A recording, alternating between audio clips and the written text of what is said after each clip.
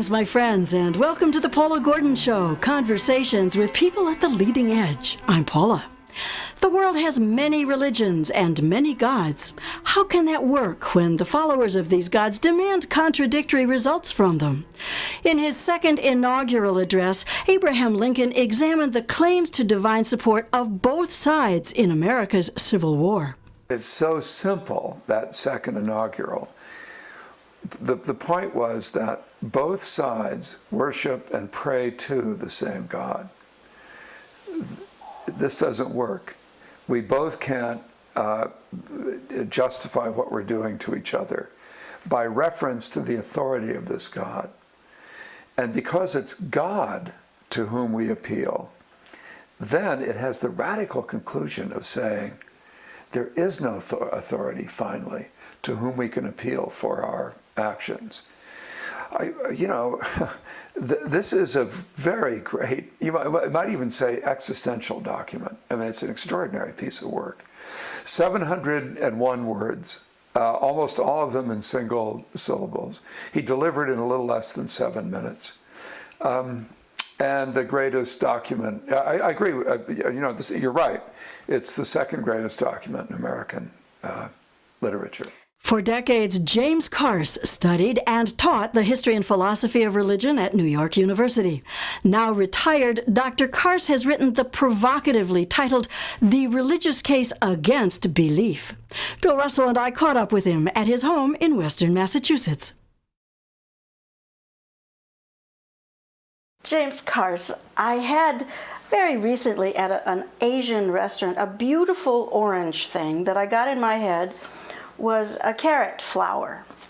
And I use, to use your term, a homely metaphor.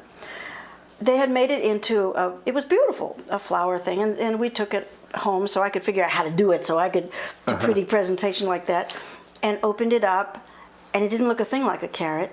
Although I had it in my head, it was a carrot. I had come to believe that this was carrot.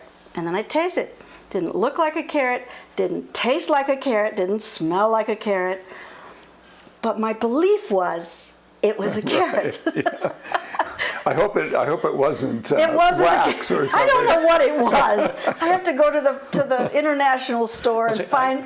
I got there first, and I went through the drill. Except I was convinced that it was a carrot because I didn't know. I didn't fully explain. It was it's this big around. So got no carrot can be that big. So, but the first 4 bites, I ate 3 or 4 petals before she got to it, and I ate a carrot. I mean, it tasted like a carrot. Right. I mean, the commitment to the fact that it was a carrot was not going to influence my ability to taste. Well, now, why would you think that I'm talking about my belief?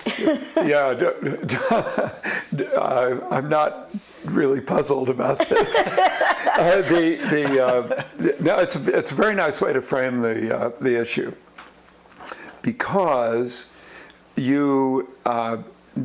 when you looked at that carrot, whatever that is, what was it, by the way? I think it was probably a form of radish. Oh, right. That was an Asian vegetable with which I am unfamiliar. Okay. But they had formed it into a flower-ish thing. Right. So. And it was carrot colored and carrot textured. Yeah. So, Right. So reasonable. It was a vegetable, okay? Well, orange vegetable. Yeah, let's start there. It was a reasonable thought that got you to this. But at a certain point, you stopped your thinking. And that's when you started believing. So that's what we call belief, actually, or that's what we usually mean by belief, the point where you stop your thinking. And when you go beyond that, characteristically, you're not believing. You're still inquiring, you're wondering, you're asking questions about it. You're open to any other suggestion or discovery, so that your belief cut you off and made you eat something you didn't like. And it was alarming to me. Oh, really? Yes, because I believed it was carrot. Sure. And again, it may sound homely, to use your wonderful word, but it was very real to me. And it sort of takes the conversation out of the contention, the contentiousness around belief and Right, religion. Okay, let's just start with a carrot. Yeah.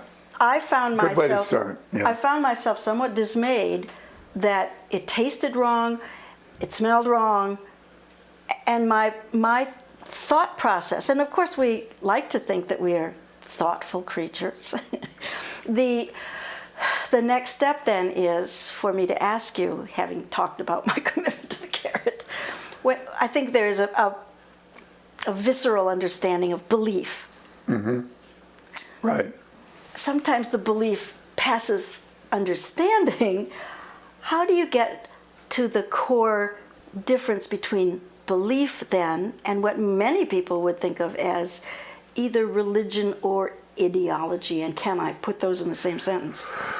Well, by belief or belief system, which is what I prefer to talk about, I mean roughly ideology. And what I mean by that is having a comprehensive, complete explanation for anything that's going on, and anything inside or outside the belief system.